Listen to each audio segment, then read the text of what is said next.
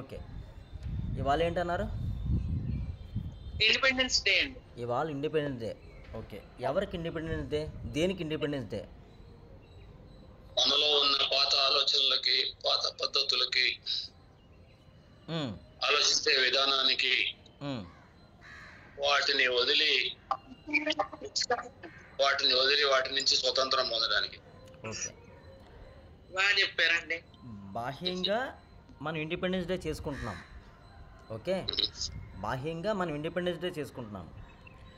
నిజంగా బాహ్యంగా independence day చేసుకుంటున్నా కానీ ఎవరికన్నా అసలు ఇండిపెండెన్స్ డే అంటే ఏమిటి? ఇండిపెండెన్స్ డే అంటే ఏమిటి? అసలు ఇండిపెండెన్స్ అంటే ఏమిటి? స్వతంత్రం. అమ్మా, బానిసత్వం నుంచి మనం విముక్తైన రోజు. అబ్బా, టీచర్ గారు అంటే ఇలాగ ఉంటారు. బానిసత్వం నుంచి విముక్తి. ఇప్పుడు బానిసత్వంలో ఉన్నవాళ్ళు ఎవరు? మన భారతీయులు బానిసత్వంతో ఉన్నారు. మరి స్వాతంత్రం వచ్చేసింది కదా, వచ్చేసిందా? ఎన్నాళ్ళైంది? 75 సంవత్సరాలు గురుగారు. 75 సంవత్సరాల నుంచి మనం స్వాతంత్రంలో ఉన్నాం, అంటే ఇండిపెండెన్స్ లో ఉన్నాం. 79 సంవత్సరాల నుంచి. Very good. 79 సంవత్సరాల నుంచి మనం స్వాతంత్రంగా ఉన్నాం. నిజంగా స్వాతంత్రంగా ఉన్నామా? లేవండి. ఒకళ్ళనొకళ్ళు తిట్టుకోవటం, కొట్టుకోవటం, చంపుకోవటం ఇవన్నీ ఎక్కువైపోయినాయి. స్వాతంత్రం ఎక్కువైపోయి మరి ఎందుకు స్వాతంత్రం దినోత్సవం స్వపరిపాలనలో మనల్ని మనమే శిక్షించుకుంటున్నాం. మరి స్వాతంత్రం రావడమే పెద్ద రాజకీయం. 15 లక్షల మంది చచ్చిపోయారు. ముస్లింలు అటు వెళ్తా, హిందువులు ఇటు వస్తా. అది కూడా స్వతంత్రం కాదు యాక్చువల్ గా. వాళ్ళ స్వప్రయోజనాలకి తీసుకొచ్చిన ఇంగ్లీష్ వాళ్ళతో కలిసి కుట్ర పన్ని చేసిన పని అది. వాళ్ళు ఉండుంటే ఈ పాటికి మన ఇండియా బతికించే వాళ్ళు కాదు కానండి. బాగుంది. సరే, ఇప్పుడు స్వాతంత్ర్యం వచ్చింది అనుకుంటున్నాము. నిజంగా స్వాతంత్ర్యం వచ్చిందా అంటే మనకు మనమే తెలుసుకుంటున్నాం స్వాతంత్రం రాలేదు. అంటే ఒకప్పుడు మనము పరాయ దేశస్థుల కబంధ హస్తాలతో బంధింపబడి ఉన్నాము. ఇప్పుడు మన యొక్క హస్తాలతోనే మనమే బంధింపబడి ఉన్నాము.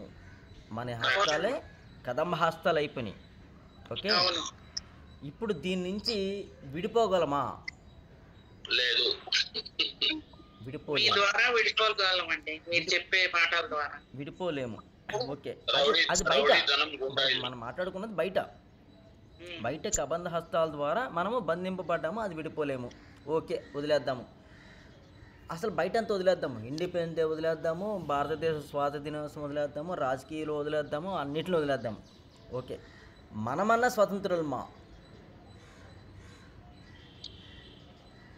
ఇంట్లో మన భర్తల చేతిలో మేము బందీలు అండి. ఆడవాళ్ళు భర్తల చేతిలోనేనా? భార్య చేతిలో కాదా? ఉన్నారేమోనండి కొంతమంది భార్యలు అలాగా. మరి అమ్మ, చాలా మంది ఉన్నారు ఇక్కడ భార్యల చేతిలో బందీలు. అందులో నేను ఒకడిని. అందులో నేను హరే కృష్ణ గురూజీ. అమ్మా, హరే కృష్ణ గురూజీ. హరే కృష్ణ గురూజీ. మేము మేడం గారిని చూసాం గురూజీ కదా, మేము లైవ్ లో కూడా చూసాం గురూజీ. మీరే వచ్చి అలా అనేస్తున్నారు. కాదు కాదు, నిజమే. నేను బందీనే. ఆడవాళ్ళ చేతిలో మగవాళ్ళు, మగవాళ్ళ చేతిలో ఆడవాళ్ళు, భర్తల చేతిలో భార్యలు, భార్యల చేతిలో భర్తలు బందీలే. ఓకే, పోని తల్లిదండ్రులు పిల్లల చేతిలో బందీలై ఉన్నారు లేదా? ఉంటే మాత్రం ఉన్నారండి. పిల్లలు కూడా, తల్లిదండ్రులు కూడా పిల్లల చేతిలో బందీలే. ఇప్పుడు పిల్లలు తల్లిదండ్రుల చేతిలో బందీలా? లేదండి, ఇప్పుడు లేదు. రెక్కలు వచ్చేదాకా బందీలే, రెక్కలు వచ్చినాక లేదు ఇంకా. కాదు కాదు, మీకు సంగతి తెలుసా? రెక్కలు వచ్చేంత వరకు కూడా బందీలు అని మీరు అనుకుంటున్నారు. రెక్కలు వచ్చేంత వరకు కూడా బందీలు వారు కారు. వాళ్ళకి నచ్చిందే చేస్తాం కదండి గురించి అప్పటి నుంచి కూడా. కదే మరి, వాళ్ళకి నప్పిందే చేస్తారు తప్ప మనకు నప్పింది చేయరు. వాళ్ళు ఎప్పుడు స్వతంత్రులే. వాళ్ళు చిన్నవాళ్ళు కదా, వాళ్ళకి తెలియదు అనుకుంటాం. వాళ్ళ పరతంత్రులు ఎప్పుడు అవుతారంటే పెళ్ళి అయిన తర్వాతే. అంతే, వాళ్ళ పరతంత్రులు ఎప్పుడు అవుతారంటే పెళ్ళి అయ్యేంత వరకే. తర్వాత బందీలే, ఒకరికొకరు పిల్లలతో బందీలే. కాబట్టి ఇప్పుడు ఈ బందీ అనేది ఏదైతే ఉందో బంధము, ఈ బందీ అనేది ఏదైతే ఉందో బంధము, బాధ్యత అనుకున్నాం కూడా అది కూడా బంధమే. ఈ బాధ్యత పేరుతో మనము నెత్తి మీద వేసుకుంటున్నాం. చూడండి, అనారోగ్యాలు చిన్నపిల్లలకి రావు, ఆఫ్టర్ 40 తర్వాత వస్తాయి ఎక్కువగా. 50 బిలో వచ్చింది తక్కువ, 40 బిలో వచ్చింది తక్కువ, ఆఫ్టర్ 40 ఎక్కువ వస్తుంటాయి, అనారోగ్యాలు వస్తుంటాయి. ఎందుకు వస్తుంటాయి అంటే మనము బాధ్యతలు నెత్తి మీద వేసుకుంటున్నాము. బంధం పేరుతో బాధ్యతలు నెత్తి మీద వేసుకోవడంతో మనము దుఃఖానికి దగ్గర అవుతున్నాము, కష్టానికి దగ్గర అవుతున్నాము, అనారోగ్యానికి దగ్గర అవుతాము. హాయిగా జీవించాలి అని నేను భూమి మీద శరీరం తీసుకుని నేను బందీని అయిపోయి, భార్య చేతిలో భర్త, భర్త చేతిలో భార్య, భార్యాభర్తలు ఇద్దరు కూడా పిల్లల చేతిలో బందీలైపోయి మనకి అనారోగ్యం తెచ్చుకుంటున్నాము. ఎందుకు అనారోగ్యం తెచ్చుకుంటున్నాము? ఇది కర్మ సిద్ధాంతం. ఎలాగా? అక్కడ నా బిడ్డ ఉన్నాడు, లేకపోతే నా బిడ్డ ఉంది, నా పిల్లలు ఉన్నారు, వాళ్ళ జీవితానికి అనుగుణంగా వాళ్ళు జీవించడానికి భూమి మీదకి వచ్చారు. మనం జీవితానికి అనుగుణంగా అందరూ అన్నిట్లో ఉండమ్మా.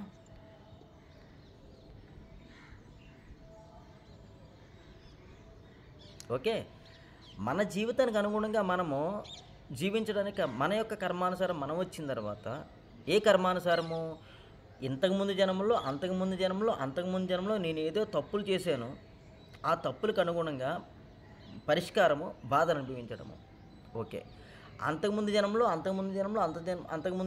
పుణ్యం చేశాను, ఆ పుణ్యానికి ఫలంగా భోగం అనుభవించడము. సో భోగము అంటే ఆనందం అని కాదు, పాప పుణ్య కర్మల ఫలితమే భోగము. ఏమి చెప్పండి? పాపపుణ్యాల ఫలితమే భోగం గురించి. భోగం అంటే మనం అనుకుంటాము ఆనందంగా ఉండడమే, డబ్బుతో ఉండడమే, హాయిగా ఉండడమే భోగము అంటారు. కాదు, శాస్త్రం చెప్పే మాట అంటే భోగము అంటే భోగించడానికి వచ్చాము. భోగము అంటే భోగమే. ఏటి భోగము అంటే భోగించడానికి వచ్చాము. ఎవరు? నేను. ఏం భోగించడానికి వచ్చాను? పాప పుణ్య కర్మల ఫలితాన్ని అనుభవించడానికి వచ్చిన వాడు భోగి అంటాడు శాస్త్రం, వేదాలు చెప్పేది అది. భోగించడానికి వచ్చాము.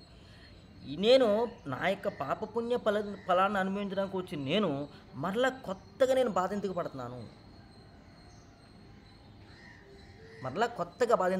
ఈ ఒక్క పాయింట్ తెలుసుకుంటే రిలీజ్ అయిపోతాం. ఈ ఒక్క పాయింట్ ఎవరు చెప్పట్లేదు. ఎలా అంటే, నేనేదో మంచి పని చేశాను, ఈ రోజుని చక్కగా డబ్బుతోని మంచి ఆనందకరమైన జీవితంతో ఉన్నాను. ఏదో చెడు పని చేశాను, నా శరీరానికి మాత్రమే అనారోగ్యం వస్తుంది, నాకు మాత్రమే కష్టం వస్తుంది, నాకు మాత్రమే నష్టం వస్తుంది, నాకు మాత్రమే ఆర్థిక ఇబ్బందులు వస్తాయి, నాకు మాత్రమే ఆధ్యాత్మిక ఎదుగుదల లోటు ఉంటుంది నేను చేసిన తప్పులకు గాను. సో దీన్ని సరి చేసుకోవడానికి నేను భూమి మీదకి వచ్చాను. దీన్ని సరి చేసుకోకుండా మరలా కొత్తగా నెత్తి మీద వేసుకుంటున్నాను. బాధ్యత, బరువు, బంధము అంటున్నాను. ఈ బాధ్యత, బరువు, బంధం ఏం చేస్తుంది? నన్ను బంధించేసి మరలా కొత్త కర్మనే నాకు నేనే క్రియేట్ చేసుకుంటున్నాను. కొత్త కర్మ అంటే పని. చూడండి, కర్మ అంటే కార్యం అవ్వచ్చు, కర్మ అంటే పని అవ్వచ్చు, ఏదైనా తీసుకోండి. అది కొత్తగా కర్మ నేనే క్రియేట్ చేసుకుంటున్నాను. సో ఆ కర్మకి ఫలితం ఉంటుంది, ఆ కార్యానికి ఫలితం ఉంటుంది. ఓకేనా? మంచి కానీ చెడు కానీ. ఇప్పుడు నా బిడ్డ బాగాలేదు. ఎందుకు బాగాలేదు? ఇప్పుడు నా వరకు చూసుకున్నాము. నాకు బాగాలేదు, నాకు అనారోగ్యం వచ్చింది. ఎందుకు వచ్చింది? నా కర్మానుసారము నేను జీవించడానికి వచ్చి, నా కర్మానుసారం నేను బాధ అనుభవించడానికి వచ్చి నేను బాధ అనుభవిస్తాను. ఇప్పుడు ఓకే, దీన్ని ఎట్లా నిర్మూలన చేసుకోవాలంటే ఆక్యుప్రెషర్ థెరపీ ద్వారా కానీ, మర్మా థెరపీ ద్వారా కానీ, హీలింగ్ థెరపీ ద్వారా కానీ కర్మలను నిర్మూలన చేసుకోవాలంటే అనారోగ్యం తగ్గించుకుని హాయిగా జీవించడానికి వచ్చాను. ఇంతవరకు ఓకేనా? వచ్చాను కాదు, నాకు అనారోగ్యం వచ్చింది. ఇప్పుడు ఈ అనారోగ్యాన్ని ఎలా తగ్గించుకుంటానో మర్మ థెరపీ కానీ ఆక్యుపంక్చర్ థెరపీ కానీ హీలింగ్ థెరపీ ద్వారా కానీ నేను అనారోగ్యం తగ్గించుకుంటాను. అవునండి. అవకాశం ఉంది తగ్గించుకోవడానికి, ఉంది. ఉంది. ఈ అనారోగ్యం తగ్గించుకుని ఆనందంగా జీవించాలి. ఇది నా యొక్క ఎజెండా.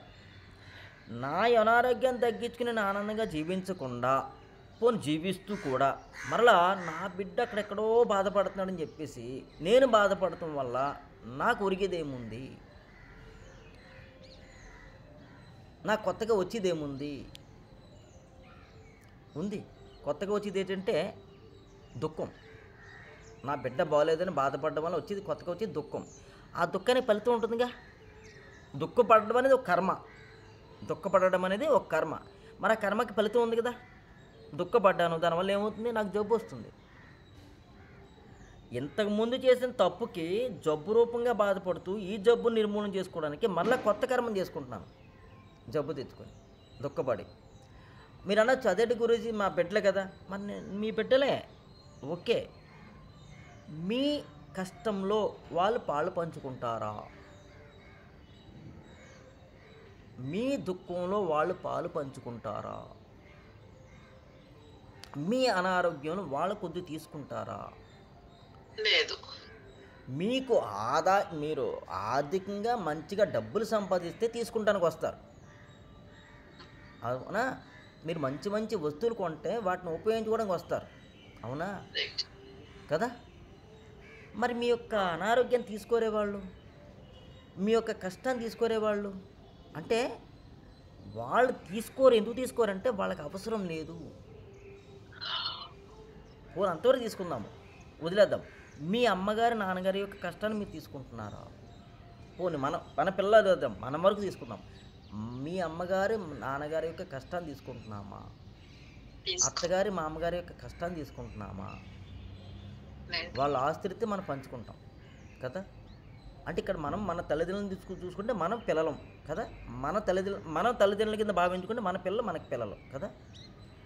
మన యొక్క తల్లిదండ్రుల నుంచి కష్టాన్ని మనం తీసుకోము, మన యొక్క తల్లిదండ్రుల నుంచి అనారోగ్యాన్ని మనం తీసుకోము, మన యొక్క తల్లిదండ్రుల నుంచి దుఃఖాన్ని తీసుకోము. మరి మన యొక్క పిల్లల నుంచి మనం ఎందుకు తీసుకోవాలి? ఇది ఇలా కొనసాగుతుంది, ఇలాగే కొనసాగాలి. పశుపక్షాదులు చూడండి, చక్కగా పశువులు ఆవులు కానీ గేదెలు కానీ ఉంటే కనుక వాటికి పాలు ఇచ్చేంత వరకు అవి కన్నాయి కాబట్టి, బిడ్డని కన్నాయి కాబట్టి వాటికి ఆహారము వాటికి అవి తినేంత వరకు అవి పాలు ఇస్తాయి. పక్షులు చూడండి, చక్కగా గూడు కట్టి ఆ బిడ్డలకు రెక్కొచ్చేంతవరకు ఎంతో కష్టపడి ఎక్కడెక్కడికో తిరిగి మేత తీసుకొచ్చి మేత కడుపులో పెట్టి నోట్లో పెట్టి హాయిగా ఆ పక్షి బిడ్డని సాగుతుంది. దానికి రెక్కలు వచ్చి ఎగరడానికి సామర్థ్యం వచ్చింది అని తల్లి తెలుసుకోగానే, బిడ్డకి తెలియదు, తల్లి తెలుసుకోగానే పొడిచి ఎగరగొట్టేస్తుంది. అది ఆవు కానీ గేదె కానీ నా బిడ్డకి పళ్ళు వస్తున్నాయి, ఇప్పుడు దాని ఆహారం తినగలదు అని తెలుసుకున్న వెంటనే తన్ని ఎగరగొట్టేస్తుంది, పంపించేస్తుంది. పశువులు కానీ మేకలు కానీ కుక్కలు కానీ ఏవైనా అంతే, పక్షులు కానీ అంతే, ఏ జీవులను అంతే. కానీ మనిషికి మాత్రము మాయామోహం ఆవరింపబడి తాను కట్టుబడిపోయాడు. కట్టుబడిపోయి తనకి తానే కట్టుకున్నాడు. మళ్ళీ కట్టుబడిపోయాడని చెప్పడం కూడా తనకి తానే కట్టుకున్నాడు. తనకి తానే కట్టుకుని బాధపడుతున్నాడు. ఈ జ్ఞానం తెలిసిన తర్వాత నేనేం చేయాలి? నేను అజ్ఞానం నుంచి బయటకు రావాలి. ఏ అజ్ఞానము? మాయామోహబంధము. మాయ అంటే ఏమిటి? నా కడుపులో బిడ్డ, ఇది మాయ. కడుపులో ఉండగా మాయ ఉంది కదా, మాయలోనే మీరు కడుపులో బిడ్డని పెట్టుకుంటారు కదా. ఆ మాయ ఎప్పుడు విడిపోద్ది? బాహ్యమాయ ఎప్పుడు విడిపోద్ది? కడుపులోంచి బిడ్డ బయటకు వచ్చిన తర్వాత పేగుబంధం కట్ చేస్తారు, ఓకేనా? అక్కడికి విడిపోయింది. కానీ ఈ మనసులో మాయ ఏం చేస్తుందంటే నేను చచ్చిపోయేంత వరకు పట్టుకుంటాను. ఇందుకే అనారోగ్యం వస్తుంది, ఇందుకే దుఃఖం వస్తుంది, ఇందుకే బాధ వస్తుంది. అసలు నాకే బాధ లేదు.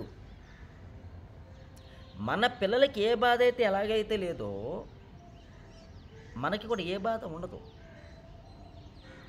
ఇది తెలుసుకోక బాధ తెచ్చుకుంటున్నాం. చూడండి, మన యొక్క భవిష్యత్తు గురించి మన అమ్మానాలను బాధపడుతూ, మన యొక్క భవిష్యత్తు గురించి మన అత్తామామలు బాధపడుతూ వాళ్ళ అనారోగ్యం తెచ్చుకుంటున్నారు. మన యొక్క బిడ్డల యొక్క భవిష్యత్తును చూసి మనం బాధపడుతున్నాం, దానివల్ల మనం అనారోగ్యం తెచ్చుకుంటున్నాం. సో మరి మనము స్వతంత్రులమా పరతంత్రులమా?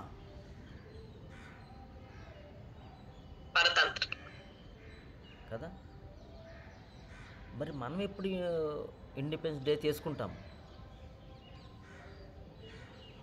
ఎప్పుడు చేసుకుంటామంటే ఎవరి కర్మానుసారం వాళ్ళు జీవించడానికి భూమి మీదకి వచ్చారు అన్న సిద్ధాంతాన్ని తీసుకుని లోపల ఇంజెక్ట్ చేసుకుంటే మనం స్వతంత్రం అవుతాము. అప్పుడు మాత్రం మనం అనారోగ్యం నుంచి బయటపడతాము.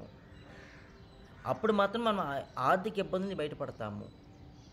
ఆర్థిక ఇబ్బంది ఎలా బయటపడతారు గురూజీ అంటే, మనకు అనారోగ్యం వస్తే మనం డబ్బు ఖర్చు పెట్టుకుంటామా, ఖర్చు పెట్టుకోమా కదా.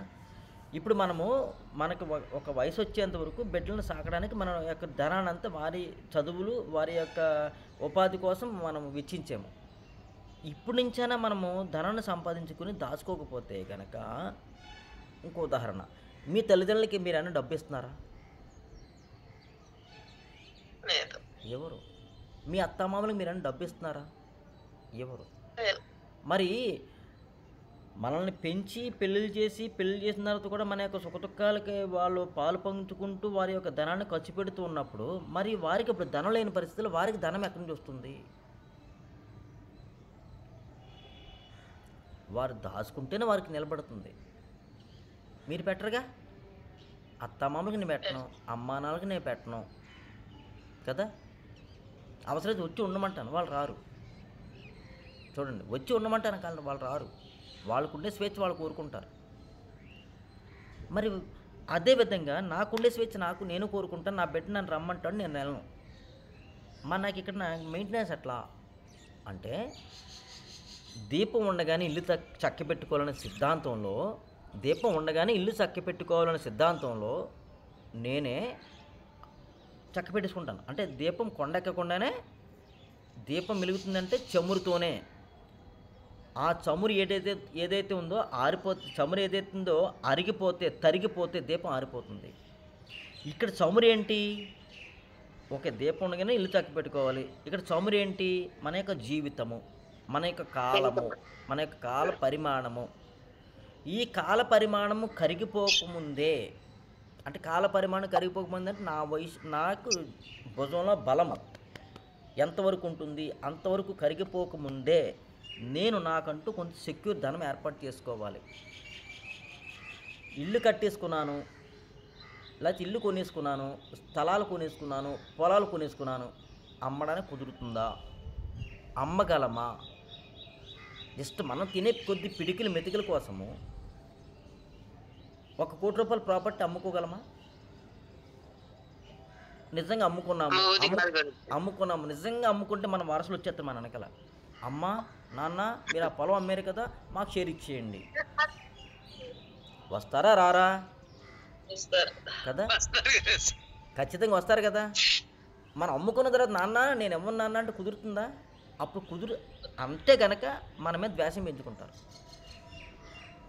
మన మీద బాధ పెంచుకుంటారు, మన మీద కోపం పెంచుకుంటారు. అలా పెంచుకుంటారని చెప్పి మనం ఇచ్చేస్తాం కదా, మళ్ళీ మనకి ఎక్కడ ఉంటుంది. కాబట్టి ఇవన్నీ కాదు, మనం ఎంతవరకు సంపాదించాలో అంతవరకు సంపాదించుకుని, అది కూడా నేను ఆనందంగా సెక్యూర్ ఉండేంత వరకే. నేను ఎవరికి నా యొక్క స్థలాలు పొలాలు నా బిడ్డలకి రాయనండి. నేను చచ్చేంతవరకు రాయను కరెక్టే. కానీ నేను బతికేది ఎట్లా ఆనందంగా. ఇప్పుడు ఇక్కడి నుంచి నేను ఋషికి శిల్పాలనుకుంటున్నాను, అక్కడ నాకు ఒక 10,000 ఖర్చు అవుద్ది. ఇవాళ ఎవరు ఇస్తారు నాకు? నా బిడ్డను అడిగితే ఇస్తాడా? నా పెద్ద బిడ్డను అడిగితే ఇస్తాడా? నా చెడ్డ బిడ్డను అడిగితే ఇస్తాడు? మాకే సరిపోదులే డాడీ, మీకు ఎక్కడ ఇస్తామంటారు. మరి నేను ఇక్కడ నా బిడ్డల కోసం హాయి కష్టం పడిపోయి నేను సంపాదించి పెట్టింది నేను ఋషికి వెళ్ళడానికి కూడా పనికిరట్లేదు నాకు. అప్పుడు మీకు లాంటి బకరాలను తయారు చేసుకుని ఒక యోగరహస్య లీలింగ్ క్లాస్ చెప్పుకొని ఆ డబ్బు సంపాదించి వెళ్తాం. ఇలా ఎంతమంది బకరాలు తయారు చేసుకుంటే ఎన్నాళ్ళకి తయారు చేసుకుంటాను? మీరు ఏదో 10 మంది దొరికారు అన్యాయంగా, అమాయకత్వంగా, ఇలా 8 మంది దొరుకుతారు, నాకు దొరకరు కదా. అందుకోసం మరీ చెప్తున్నారు గురూజీ. నేను కరెక్ట్గా చెప్తాను, మా ప్రాక్టికల్టీ నా జీవితం అంతానే. అంతే యథార్థవాది. నేను ఎక్కడ పుస్తకాల్లో చదివి చెప్పను, ఎవరో చెప్పింది చెప్పను, నా స్వయం అనుభవమే చెప్తాను. సో మీరు బక్రాలకు ఎంతమంది దొరుకుతారు, ఎన్నిసార్లు దొరుకుతారు నాకు? కాబట్టి దీపం ఉండగానే నిలిచి చక్కపెట్టుకో, నా కండలో బలం ఉండగానే, నా మైండ్లో జ్ఞానము, నా మైండ్ జ్ఞాపశక్తి ఉండగానే, ఇది నా మైండ్లో జ్ఞాపశక్తి ఉంటుంది, ఆ జ్ఞాపశక్తి ఉండగానే నేను చక్కపెట్టుకోవాలి. నన్ను నేను చక్కపెట్టుకున్నప్పుడు, నేను సెక్యూర్గా ఉన్నప్పుడు హ్యాపీ, ఫ్రీడమ్ ఫైనాన్షియల్గా. తర్వాత అనారోగ్యం తెచ్చుకోకుండా, వారికి ఏ బాధ వచ్చినా, ఇప్పుడు సపోజ్ ఎట్లా ఉండాలంటే, మన పక్కింటి వాళ్ళకి ఏదో బాధ వచ్చింది, మనం ఏం చేస్తాము చెప్పండి? వెళ్తాం, చూసి వస్తాం గురూజీ. ఫ్రూట్స్ ఏమి తీసుకెళ్ళి వచ్చేస్తాం, అంతే. చిన్న సలహా ఇస్తాం కదా, అట్లా. అంతేకాని వాళ్ళ యొక్క బాధను మనం ఎత్తిమేసుకుని వస్తామా? యాజ్ ఇట్ ఈజ్ మీ బిడ్డను కూడా అట్లానే చూడాలి. చూడండి, మీ అమ్మ నాన్నలు కూడా మిమ్మల్ని అలానే చూస్తున్నారు, మీ అత్తమ్మ కూడా అలానే చూస్తారు. కానీ మీరు బాగుండాలని కోరుకుంటారు. కన్న బిడ్డలే బాగుండాలని కోరుకోవడం కాదు, మనము సృష్టిలో ఉన్న అన్ని జీవరాశులు కూడా ఆనందంగా ఉండాలని జీవించాలి, మనం ప్రేమించాలి. మనం కేవలం మన యొక్క కన్నబిడ్డలను ప్రేమించడం కాదు, ఇక్కడ ఈ కన్నబిడ్డలను ప్రేమించడంలో మోహంలో పడిపోయి చిక్కుపోతున్నాము, అనారోగ్యం తెచ్చుకుంటాము. మన యొక్క శక్తి అంతా కేవలం మన బిడ్డలకు మాత్రమే ఇస్తున్నాము, మన బిడ్డలకు ఇవ్వద్దని చెప్పట్లేదు. మన బిడ్డలు లాంటి వాళ్ళు ఈ సకల చరాచర జీవులు, ఓకేనా? మన బిడ్డలు లాంటి వారు ఈ సకల చరాచర జీవులు, మన బిడ్డలు లాంటి వారు మన యొక్క ఇరుగు పొరుగు మొత్తం ప్రపంచంలో ఎవరైతే మానవ దేహాలతో కూడి ఉన్నారో వాళ్ళందరూ కూడా మన బిడ్డలే. ఇలా ప్రేమించండి, వీళ్ళందరూ బాగుండాలని కోరుకోండి. ఇప్పుడు మీరు పరతంత్రులు కాదు, స్వతంత్రులు అవుతారు. ఏమి?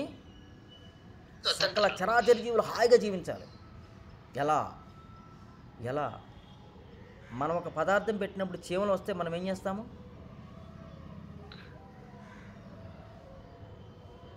మనం ఒక పదార్థం పెట్టినప్పుడు చీమలు వచ్చిన ఏం చేస్తాము? ఉంచేస్తాం గురూజీ, నేనైతే ఉంచేస్తాను వాటి కోసం. కొన్నిసార్లు వాటి దూరం చేస్తాను, కొందరు ఉంచరు, దులిపేసి మనం వాడేసుకుంటాం. ఇంకో పని చేస్తాము, అది మర్చిపోతున్నారు మీరు. ఒక రక్షణ రేఖ గీసి వాటిని చంపేస్తాం, ఇది మర్చిపోతున్నారు. ఇది మర్చిపోతున్నారు. తీసేస్తాము, దులిపేస్తాం కాదు, రక్షణ రేఖ గీసి చంపేస్తాము, ఓకేనా? మన ఇంట్లోకి ఒక దోమ వచ్చింది, మనం ఏం చేస్తాము? చంపేస్తాం. ఇదివరకు టాటాసులు వచ్చినప్పుడు బ్యాట్లు వచ్చినాయి, చంపేస్తున్నాం కదా. వాటిని చంపే హక్కు మీకు ఎవరిచ్చారు? చంపకూడదు. ఒక జీవిని పుట్టించే హక్కు, అవకాశము మీకు లేనప్పుడు చంపే హక్కు మీకు ఎవరిచ్చారు? ఇక్కడే మనము స్వతంత్రం కాలేకపోతున్నాం, పరతంత్రం అయిపోతున్నాం. చాలా డీప్ అండ్ డీపర్ సబ్జెక్టు, అర్థం చేసుకోండి. మనం ఇంట్లో కాసే పువ్వుని కోసుకుంటామా? మనం కోసుకుంటాం కదా, దేవుడి దగ్గర ఇట్టుకోవడం కోసుకుంటాము. ఆ పువ్వు ఆ తల్లికి బిడ్డ. మన బిడ్డని మన నుంచి ఎవరైనా దూరం చేస్తే మనం ఎంత బాధపడతాము? అదేవిధంగా మన దొడ్లో పూసిన చెట్టు యొక్క పువ్వే దానికి బిడ్డ. దాన్ని మీరు కోసే హక్కు మీకు ఎవరిచ్చారు? ఆ స్వాతంత్రం మీకు ఎవరిచ్చారు? అది దుఃఖపడదనుకుంటున్నారా? ఒక్కసారి దాని దగ్గరికి వెళ్ళి దాన్ని టచ్ చేసి మాట్లాడండి వాళ్ళ ఈ క్లాస్ అనంతరం. నువ్వు దుఃఖపడుతున్నావు. ఏనండి, ఆ మొక్క దగ్గరికి వెళ్ళి ఆ మొక్క యొక్క ఎనర్జీని పట్టుకుని మీరు మాట్లాడండి. అమ్మా, నీ నుంచి నీ పువ్వును కోస్తున్నాను కదా, నీవు ఆనందపడుతున్నావా అని అడగండి. చెప్తుంది దుఃఖపడుతున్నానంటది. అది ఎప్పుడు ఇస్తుందంటే దానికి అది వదిలేయాలి, బిడ్డని దానికి వదిలేయాలి. మీకు అర్థమైందా? తన యొక్క పాలు తాగే బిడ్డని కాలుతో తన్నేసి నీ ఇష్టానుసారం జీవించని చెప్పి వదిలేసిందే పశుపక్షాదులు. అలాగే ఆ వృక్షం యొక్క పండుని వదిలేస్తుంది, ఆ మొక్క యొక్క పువ్వుని అది వదిలేస్తుంది. అప్పుడు మీరు స్వీకరించాలి. మీరు అంటారు నేను దేవుడి దగ్గరికి పెడుతున్నాను. ఏం దేవుడి దగ్గరికి పెడుతున్నారు మీరు? మీరు 10 రూపాయలు పెట్టి కొనుక్కున్న ఫోటోకి మీరు పెడుతున్నారు. 100 రూపాయలు పెట్టే కొనుక్కున్న విగ్రహాన్ని మీరు పెడుతున్నారు. అది మీ యొక్క ఆనందము, మీ తృప్తి. అసలు విగ్రహం ఇది, అసలు భగవంతుడు లోపల ఉన్నాడు. వీడికి ఎడతలేదు మీరు, వీడికి ఎడుతున్నారు మీరు. ఈ భగవంతుడికి ఆహారం ఏంటి తెలుసా? తెలుసా మీకు? ఈ భగవంతుడికి ఆహారం ఏంటి తెలుసా? మౌనము, నిశ్శబ్దము. ఈ భగవంతుడికి ఆహారం నిశ్శబ్దము. దేహానికి ఆహారము అన్నము. ఈ భగవంతుడికి ఆహారము నిశ్శబ్దము. మనసుకి ఆహారం విషయాలు. ఏమి? మనసుకి ఆహారం విషయాలు. ఈ దేహానికి ఆహారం అన్నము. నాకు అంటే భగవంతుడైన నాకు ఆహారము నిశ్శబ్దము, మౌనము. ఎప్పుడైనా ఇస్తున్నామా? ఈ దేహానికి సరైన ఆహారం పెడుతున్నామా? నాలుక రుచి ఏది కోరుకున్నది పెట్టేస్తున్నాం మనం. మనస్సుకి ఆహారం విషయాలు. ఈ మనసుకి ఆహారం విషయాలు అది సేకరించుకుంటూ పోతూ ఉంటుంది. దానికి దాహం తీరదు, దానికి ఆకలి తీరదు. మనసుకి ఆహారం విషయాలు, దానికి ఆహారము విషయాలు, దానికి ఆకలి తీరదు. వెళ్ళిపోతూ ఉంటుంది. ఇంకా కొత్తగా తెలుసుకో, ఇంకా కొత్తగా తెలుసుకో, ఇంకా కొత్తగా తెలుసుకో, ఇంకా కొత్తగా తెలుసుకో, ఇంకా ఏముంది, ఇంకా ఏముంది, ఇంకా ఏముంది. పిచ్చి పట్టి మదం ఎక్కి తిరుగుతుంది అది. ఈ శరీరానికి ఎంత పెట్టాలో ఆహారము పెట్టకుండా ఉదయం, మధ్యాహ్నం, సాయంత్రం 1 పూట పెట్టకుండా 2 పూటలు, 2 పూటలకు పెట్టకుండా 3 పూటలు, 3 పూటలు పెట్టకుండా 4 పూటలు, 4 పూటలు పెట్టకుండా 5 పూటలు అనుకున్నాం కదా మనము. 1 పూట తింటే యోగి, 2 పూటలు తింటే రోగి, 3 పూటలు 1 పూట తింటే యోగి, 2 పూటలు తింటే భోగి, 3 పూటలు తింటే రోగి, 4 పూటలు తింటే పరమరోగి. మనం 5-6 సార్లు తినేసుకుంటాము. మరి ఇంత రోగులము. సో ఈ దేహానికి ఆహారం అవసరము. కాబట్టి ఎంత పెట్టాలి? అంత పెడితేనే ఈ దేహం ఆరోగ్యంగా ఉంటుంది. ఓకే. మనసుకి ఆహారం విషయాలు. ఎంత పెట్టాలి? ఎంత పెట్టాలో అంతే విషయాలు. విషయాలు ఎలా పెడతాం గురూజీ? అగో ఆ చెట్టుని చూశాను, ఆ చెట్టు పచ్చగా ఉంది, గ్రీన్గా ఉంది, లేకపోతే పసుపుగా ఉంది, ఎండిపోతుంది. దీని యొక్క ఆలోచన దాని మీద చేస్తాను నేను. అగో ఆ చెట్టు మీద పెట్ట ఉంది, ఆ పెట్టె ఏంటి, ఆ పెట్టె ఏం చేస్తుంది, ఆ పెట్టె తెస్తుందా, ఏం చేస్తుంది, ఇది ఆలోచన చేస్తున్నాను ఇప్పుడు. ఇది విషయం. అదిగో పక్కింట్లో ఏం జరుగుతుంది, ఏ ఫంక్షన్ జరుగుతుంది, ఏదో మాట్లాడుకున్నారు, ఏం జరుగుతున్నారు, ఏం మాట్లాడుకుంటున్నారు, ఇది విషయము. అది వాడంత సంపాదించాడు, వీడంత సంపాదించి, ఇన్ని విషయాలు. ఇది మనసుకి కావాలి ఎన్ని. సో వీటి వల్ల అది ఆనందపడుతూ ఉంటుంది, కానీ ఉపయోగం లేదు. నిజమైన ఆనందం ఏంటంటే ఈ విషయాలకు దూరంగా ఉంచడము, ఈ విషయాలకు దూరంగా ఉంచడము. ఇది మనసుకి ఆహారము.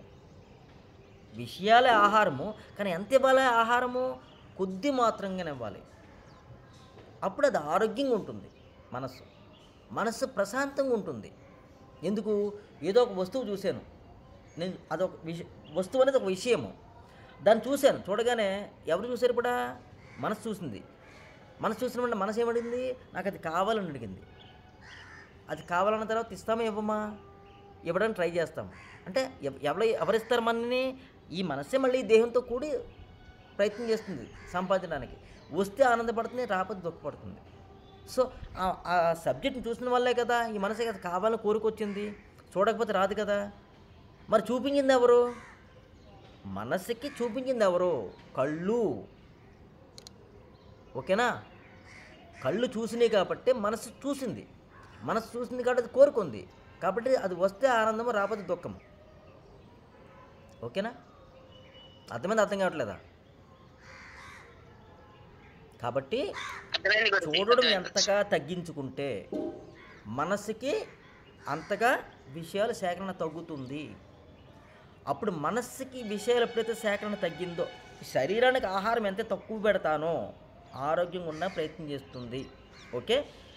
మనస్సుకి విషయాలు ఎప్పుడైతే దూరం చేస్తున్నానో ఆత్మ మౌనంలో ఉంటుంది, ఆత్మ నిశ్శబ్దంలో ఉంటుంది. అది ఆనందంగా వచ్చింది జీవించడానికి. ఎట్లా? హాయిగా నడుస్తూ అలా చెట్లను చూస్తుంది, చేమలను చూస్తుంది, కొండలను చూస్తుంది, మనుషులను చూస్తుంది, పుట్టలను చూస్తుంది, వ్యవహారాలను చూస్తుంది, చూసి వెళ్ళిపోతుంది అంతే. అది ఇలా చూసి వెళ్ళిపోవడం వచ్చింది అది. కానీ ఇక్కడ మనసు ఏం చేస్తుందంటే సేకరణ చేసుకుంటుంది ప్రతిదానిని.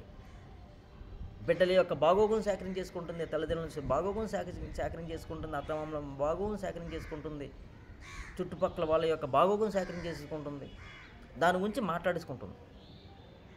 కాబట్టి మన యొక్క ధర్మం ఎంతవరకు అంటే మన యొక్క తల్లిదండ్రుల్ని గౌరవించాలి, ప్రేమించాలి. మన యొక్క అత్తామామల్ని గౌరవించాలి, ప్రేమించాలి. మన యొక్క బిడ్డల్ని గౌరవించాలి, ప్రేమించాలి.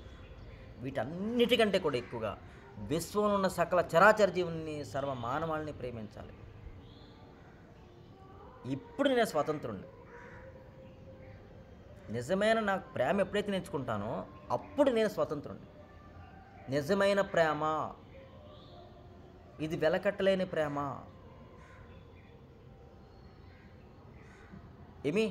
ఇది వెలకట్టలేని ప్రేమ. ఇది నేర్చుకుంటే హాయిగా, ఆనందంగా, ఆరోగ్యంగా, ఆధ్యాత్మికత్వంలో ఉన్నారు మీరు. ఓకేనా? కేవలం మన బిడ్డల కోసం జీవించడం కాదు, కేవలం మనం ఎంచుకున్న వృత్తి, వ్యాపార, ఉద్యోగాల కోసం జీవించడం కాదు. ఇది బందీ. ఇది బందీ. ఫ్రీడమ్ లైఫ్ ఉండాలి మనకి. అప్పుడు ఇండిపెండెన్స్ డే. హరే కృష్ణ.